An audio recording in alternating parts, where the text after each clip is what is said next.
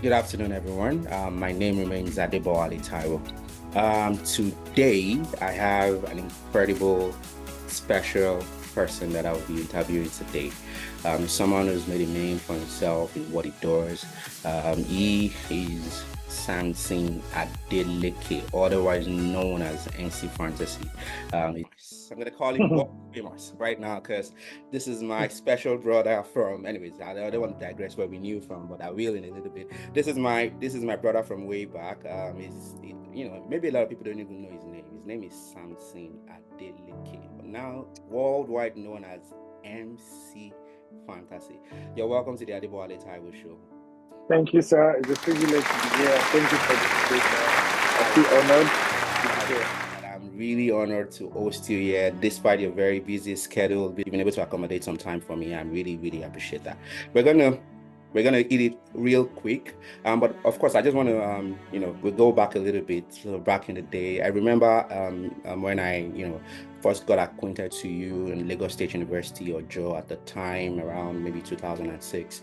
You've always had this personality of a very nice guy. You were absolutely nice. A lot of people used to say, "Oh, Samson, nice, nice, blah blah blah." Let's even ask you like a very mild question. How did you get the toga SS at the time? I know you probably don't use that anymore, but how did you get up? Because a lot of SS, that's sickle cell, or whatever. Yeah. How did you get the name SS? So, it was during my pre-degree science at Lagos State University.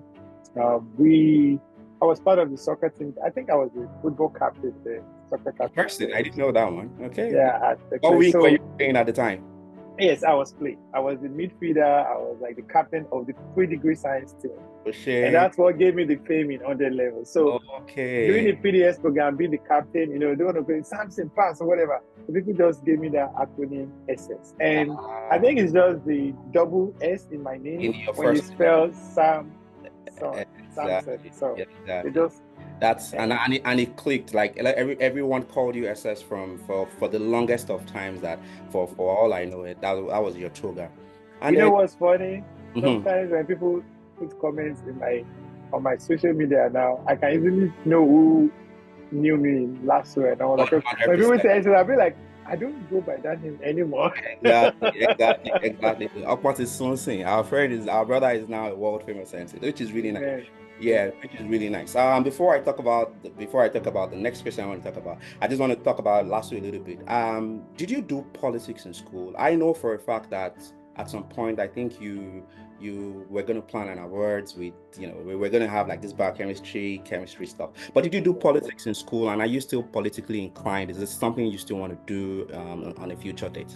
yeah, I think I am my kind of person. I'm just a balanced person. Like I always want to test the waters and stuff. And one of the things that I was privileged to experience in last week was did politics. I contested an election that I won the social director of the Faculty of Science, I think and I organized a Face of Science Award night. I think I remember. Yeah, and then I also contested at the student union government level, the Mm, SUG, as a in social director. as well. Oh, Yeah, that's but interesting. I didn't win that one. You I didn't win came the second. you didn't rig the And election that time. Oh, no, I'm sorry. yeah, and one thing my classmate would tell me then is I'm just a balanced student. Like when you go talk about politics, you find me there. When you talk about sports, you find me there. When you talk about church stuff, you also see me there. And when you talk about Balance. going to the library, and when you want to go to the And when we talk jobless about corner, when you go following to when you go to jobless corner, like I'm just balanced student. and And balance, okay, right now, I don't see myself going to politics. I mean, in the nearest future, maybe political appointment. If somebody feel like, okay, come be the minister of entertainment or something in the why future, not? Of course, maybe I'll take it. But like personally putting myself into like the space of campaign, maybe not. I rather want to stick more to the entertainment. And of course, I just wrote a book. That's Oh, another thing about me. oh, So I'm that's now nice. an author, Oh, and wow. I also have the Art Foundation. What was your I was book the about? What founder. was your book about? The book you Um, it's titled My Anecdotes. Is a my anecdotes. anecdotes. Gotcha. So pretty much is like a memoir, just like a story about my life, That's interesting. my Very health cool. challenge, my upbringing in Nigeria. I actually talked a lot about last week's book too as well. So Oh, all wow. last rights. go to my DM, you find the link to get the book on Amazon. That's beautiful. Great stuff you're doing. I'm proud of you. Really great Thank you. stuff. Yeah, so I'm gonna switch it up to one of the major questions that I definitely was looking forward to asking you today. And again, I'm gonna take you back memory lane. I don't know if you remember this, but our mutual friend, a mutual friend of ours, Jide Abiola, had organized an event many years ago, many months ago, somewhere in Ikotun, Egbe. I'm trying to remember, I think 2011 or 10 or 12. No, not 12, maybe 11 or 10, right? And then we both anchored the event. So what was the event about? It brought up a lot of maybe, some upcoming artists. There was a DJ, and I remember So Sick, the producer that produced Da Green's album, was in the building that day. Jide was there, a lot of other guys were there. And while we were hosting that event, I don't know if you remember, you told me that day that Debo, I want to take this as a profession. I want to become an MC as a profession. And I mean, I was looking at you and I'm like, okay, dude, you read biochemistry. I think at that time you were wrapping up NYC, or you had just finished wrapping up. I can't really remember. And I think you had something going for you in Ijebu or something. I can't really I remember. was working at a pharmaceutical company in Ijebu. Exactly. So I'm like, dude, are you sure you want to do this? I mean, what propelled you to tell me that stuff that day? Obviously, for you to tell me that stuff that day, you were already thinking about it many weeks before that. What propelled you to do that, and how have you been able to grow your brand?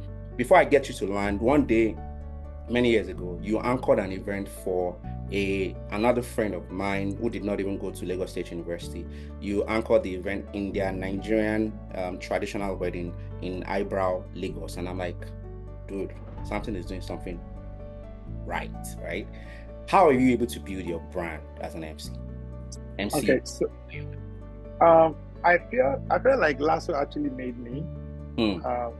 Because right there in Lasso, I think sometimes when we have student activities, I don't know if you noticed, in Excel Edu, most time I'm one of the hosts, or I remember Ayo Abu was one of the guys that we normally host events together. Sure. And that's one part. The other part is also being a pastor's kid. I didn't have a problem facing the crowd. In my church, I was part of like the youth member coordinator, so facing crowd wasn't a problem for me.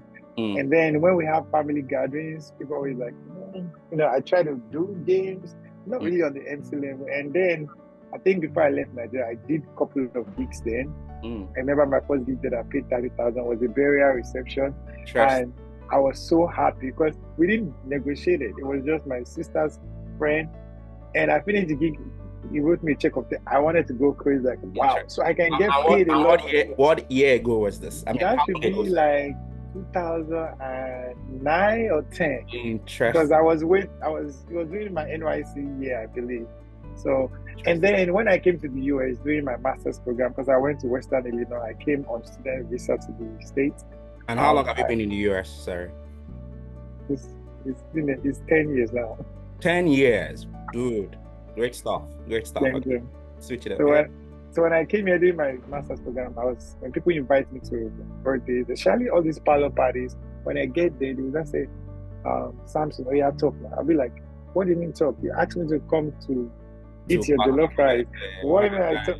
And I found out that the feedback people were actually, and then at some point when I graduated from my master's, I still find out that people around me somehow will still, I don't know what they see in me. And because of those feedback, I just thought about it one day, like, this is becoming a passion. And the best way to make money in this world is turn your passion, monetize your passion. 100%. Like, do something that you really enjoy. Like, you won't feel like you're going to work. No, you would never feel monetize your passion. So, I remember that event, it was a free event, and somebody approached me and be like, can I have your business card? It was very, very good. The DJ gave me a feedback. I was like, wow. In my mind, I didn't have a business card. I just lied. I was like, I left it at home, but I can give you my number, As a sharp Lagos boy, I was like, I can't say I don't have a business card. Exactly. Now. And then from there, things started picking up, started collaborating. I think my strengths with the way I build my brand is more of like feedbacks and referrals. Because after doing a good job, people like what you do. They tell people, And of course, social media really helped me, I'll be honest. Social media was very impactful in my growth because I like to put snippets of the event I do, and some people will like it and share, some people will follow me, some people will just ask how much I charge and stuff like that. But to God be the glory. When I look back, I feel very thankful to God for how far He has brought me. I never knew I'm going to go this hard and this far, because when I look back right now, I've been to over 10 countries due to just hosting event only. That is huge. I didn't even know it was that big, but I know Yeah. that I follow you obviously on your Instagram, and I know that you're always having gigs every single weekend. Even when I called you on Saturday that we should have this conversation, you were just about going for a gig. And again, another selling point that I know that you have is you have this very charismatic way of putting yourself out there. Like you said, social media, you would first start with how you dress, and you kill it every time. So Thank you. you kill Thank it you. every time I watch you, whether you're wearing a native attire, you're wearing a suit, whatever you're wearing, you always kill it. Thank you. That definitely is a selling point. But of course, Thank you also you. put in what you do and all of that stuff. It's really nice. Now, I have a question for you. It's still about your career as an MC, especially around maybe someone, because this show is designed to kind of help people to learn and all of that stuff. Maybe we have someone in their late 20s or even someone that's a contemporary that is looking forward to starting up a career as an MC. You've been able to grow your brand in just about 10 years that you moved to the States. You've been able to grow to 10 different countries. And I know the brand is still growing, right? Amen. How can they, what are the things that they should use to propel themselves to bring them up to speed? I know you had a background that talked about your family background and lasso and all of that stuff, but what else can people do apart from having that exposure from the beginning? Okay, three things I'm gonna say. First of all, you need to pick what you think you have the passion for, because if you have passion for it, it will drive you naturally. You don't need motivation from many people. Once you have passion for it, that's number one. Number two is don't underestimate the importance of research. Like, even as I feel like God has blessed me, I'm still work in progress. I still go ahead, sometimes do research, even go on Instagram, see other MCs, see how they do their stuff, modify, crave something, have a niche out of what they're doing. I think I like what they're doing, and I think it's giving results. And third of all, which I think it was I don't have any regret, but I feel like if I had a mentor, maybe I could have gone faster. Even though God has really blessed me, but I feel like it could have been exponential. So the importance of mentorship is very important. And to God be the glory, I have like up to like 6 or 7 proteges right now. So what that does is it's help you fast track your growth, and that way you don't make mistakes that your mentor made. So it helps you cover up that. And then when you have challenges doing the stuff, you have somebody you can go to who is more experienced, who can give you insight on how to solve the challenge. So those are the 3 key things, of course, put God first. Of course. Great summary. So you have passion for it, you want to do research for it, you want to have a mentor, and of course, above all, you want to keep the supreme being in everything that you're doing, which is really nice. Great summary. Yes. So we'll switch it up a little bit, but before we switch it up, I know you organized a show very recently. I think it was about a month ago, if I'm not mistaken, or a few weeks ago, and you brought the likes of DJ Jimmy Jat, you brought the likes of a couple of artists there. It was a show. Can you just give us an insight of how obviously the brand is growing, right? For you to bring DJ Jimmy Jad and all of that stuff. How did the show, go eventually? Do you count it as successful? And what were the resources that you putting into making that kind of a show? Okay. So first of all, I think the most important thing is relationship. They always say don't break bridges, because you don't know when you need it. And every people you are meeting in your life, see it as a potential opportunities to help you go to the next level. Not like taking advantage of people, but more so like developing that genuine relationship. Jimmy Jad was just somebody that I didn't know him. I didn't have a relationship when I was in Nigeria. For some reason, I went back to Nigeria to go and do a gig, and we happened to be working together, and we just clicked. Interesting. He had a very severe health challenges like 2 years ago. Yes. I did have 2. I had one. And then from that, it just connected and boom, and now it's somebody I can call any now that he will pick my call. Like The wedding I'm having this weekend in Atlanta is also performing at another event. We're going to hang out. So Interesting. I could have said, since we've done the events, I don't need him anymore. But see me, I'm still trying to build on it because I reached out like, I saw your flyer, you've been in Atlanta, I've been in Atlanta. So that's one. And as regards to my show, it's titled Fantasy Island. It's supposed to be a comedy show. Okay. And an entertainment show just for glamour, glitz, and all that. But for some reason, I took the advantage and I launched my book at the event as well. Wow. And I also launched my art foundation. Yeah. Oh, my nice. anecdotes. Anecdotes Yeah, is the title of the book. And then I also launched my art foundation, ASA Art Foundation. Because of my health challenge, I decided to start that, which I know you probably talk about that later. But overall, I think the event was super successful. We have over 600 guests in attendance. Wow. We have Laulu. Oh, your maiden edition. That was the first one, right? Yes, that's what everybody's saying. The ambience in the hall was magic. I saw clips. There was so much light, so much effect, a lot of wow factor. Everybody was like, wow. Like everybody said they couldn't believe that kind of thing. Like everybody was already saying, oh, this is AY's live standard. Like, and it's like something that I didn't really plan to do every year. I was like, maybe every other year because of my lifestyle. Like I have a 9 to 5, I have I have so much going on. You still keep 9 to 5 SS? I'm talking to you at my job. I'm on my break time right now. Oh, thank you again for this opportunity. I never knew. I thought you were doing this like 1000%, like full time. That's what I thought. Actually, I'm a stability coordinator at the pharmaceutical company. So you still with the medical line. Stability. Yeah. People tell me what that means. Stability coordinator. I'm in charge of the program for the company to assign expiry date on pharmaceutical product. That's it. That's the simple way of describing it. So looking at all this, I was like, probably it's too much. But now people are asking for more. It was a huge success. My book launched itself. People donated over almost $20,000. I'm like, wow. God really we're blown away. Yeah, and it turned out the feedback was awesome. That's really lovely.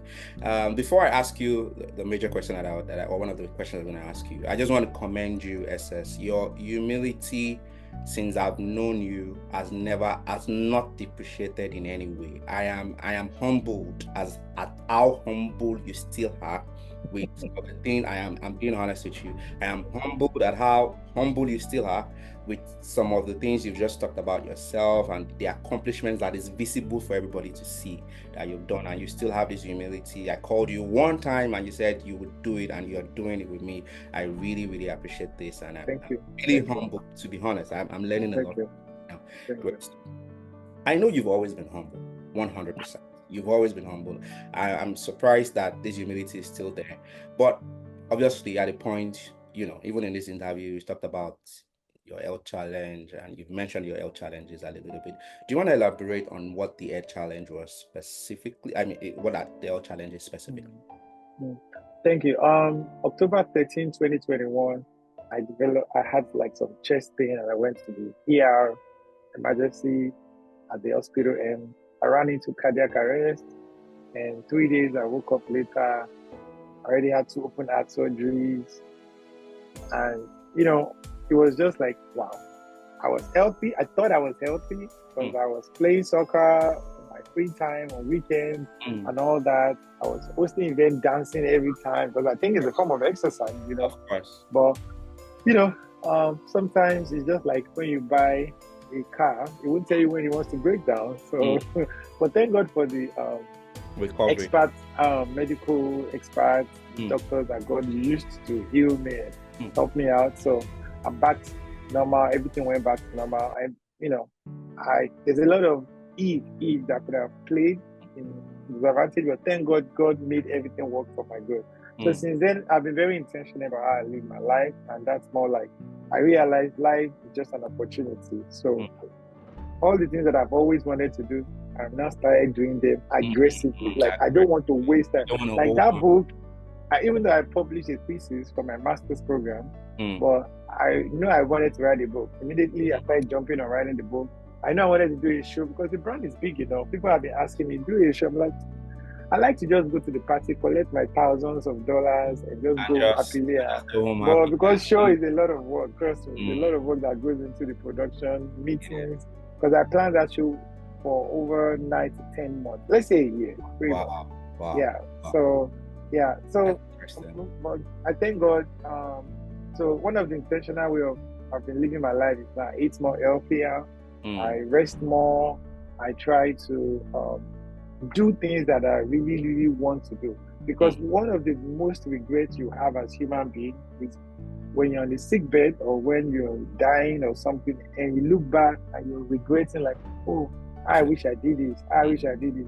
So tomorrow doesn't wait for anybody. So if there's anything God is laying in anybody's heart, just like Mr. Debo is doing, he shows like this is something you're passionate about. Just go hard in it. Don't let anything hold you back. Don't let anything be motivated, because guess what?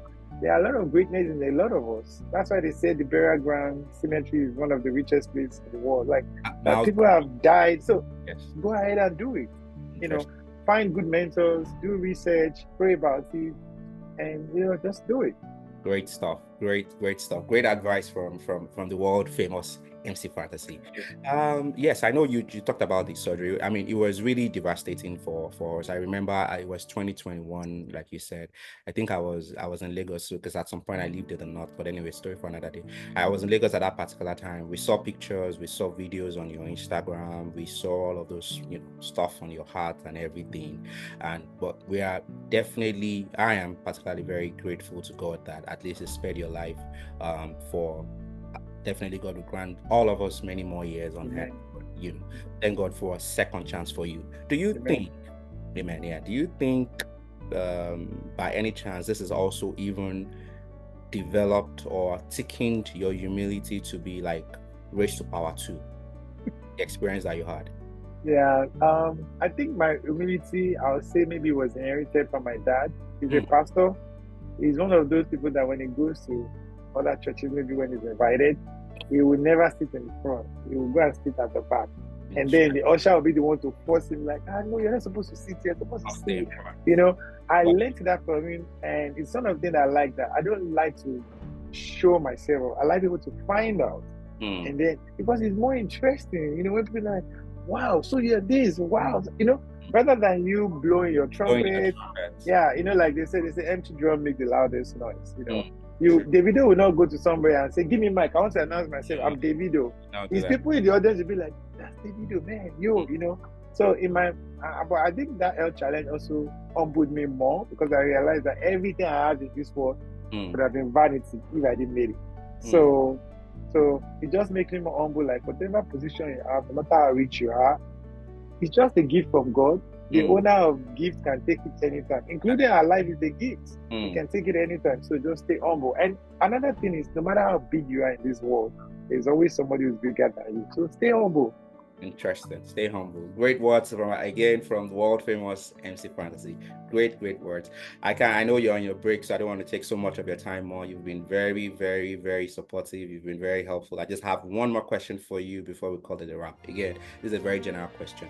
Obviously, in November, just around the corner, the 2024 US presidential elections will be happening. And for someone who is, would I say visible minority? No, maybe in the States, maybe not visible minority, but definitely an immigrant and all of that stuff. Where are you lying? Where are you tilting off? Where do you think the pendulum is going to swing? You know you mean who I'm going to vote for, or who I think is going to win? Okay, so let's split it up. The second one. Who do you think is going to win and why? Okay. Let's give your personal decision to yourself. But who do you think is going to win, and why do you think that person is going to win? Like I said, I'm not really so much into politics that I used to, but I'm actually interested in the election because it plays a major role for someone who came into this country as an immigrant. I mean, I voted the last election. To be honest, I've been a citizen for a minute. I always go blue. I don't even know what that means. Of course, democratic. But the thing is, I think politics generally, especially in this country, is a pros and cons effect. Like there's always a good side of this party and the bad side of this party, and same thing on the other side too. But one reason why I want to lean more towards the Democratic, of course, Harris Kamala, that I think she will win is I think the minority factor might play in our advantage. But one question I keep asking myself is America ready for the first female president? That was going to be my next question. Two compounding situations. First female president and another president of color within just maybe within. I feel like they don't really care about the color anymore now because Obama did it twice. If they cared, if the first one was a mistake, then they would have let him go for the second time. But I feel like it's more of the female because, and I'm not saying America holds a country that is too masculine or something like that. But it's just like, you know, when you're talking about votes, the way the voting system works in America is different. It's not like the general populace votes is what determines the winner. This, you know, system that they use in creating the electorate and the electorate numbers, and then you have to be strategic to target the electorate that has more numbers on their team, and also they also want to, you know, there's also what they call so the electorate is the number of the electorate, and then there's what they call battleground fields. Those are the states that flips a lot. Sometimes it goes red, sometimes it goes blue. Like everybody knows Illinois is blue, California is blue. You know, there are some states like that have always been blue. New York is blue as well, yeah, right? exactly. But there are some they call them middle ground states whereby they flip a lot. And depending on the number of electorates, it plays a major role. And that's what worked against like Clinton in the election then, because she won the popular vote, but because the battleground states went towards the other party, and then eventually the number of the electorate was more than our vote. So as far as I'm concerned, wherever the result of the election is, I think I just want the will of God to prevail. You know, whoever wins is whoever wins. And I pray that God will help America choose the best president that will help the country to move forward in the positive way. So that's my goal. Because of the sake of my children, my family, and everybody, and my friends, so that we can all live in a safe country, you know. So pretty much that's my goal. Thank you for that summary. Thank you so much. If you have 1 more minute, I can ask you one more question. But yeah, go for it. Sure. Maybe when my boss comes in, I'll... No. Just last final question. Question for you, Samson. You have grown the MC Fantasy brand. You're huge. You're big right now. I mean, for anyone who lives in Chicago and environs, even you said you have a gig coming in Atlanta and all of that stuff. You're quite known. You have managed to kind of keep your family away from the social media drama, I would say. Maybe not drama, but you know, from the limelight, let me put it that way. Is that a deliberate thing? And why? It was very intentional. Not just my immediate family, even my parents, my siblings, you hardly see me post them, celebrate them on my social media. First of all, I feel like social media, for me, if I was not in the entertainment industry, I'm probably one of those who just have 3 or 4 pictures on their Instagram page. Not because I don't dress well, maybe I don't take nice pictures, or maybe I'm not good looking. Oh, of course. But because of the fact that I feel like my page is strictly for my brand. It's a business page. And if you go to my page, my description says it all. Professional, international wedding MC. Like, that's what I want people to know me. People on Instagram, yes, that's what I want you to know me for. If you're my personal friends, we can have a relationship outside social media. I can tell you who is my wife, my kids, my, you know, everything. And then one of the reasons is because we're in entertainment, we're in the limelight. So I just also is another way to protect my family. So that way, nobody is coming to attack them like, oh, your husband abused us when he was cracking joke at the comedy show, and we're coming for you.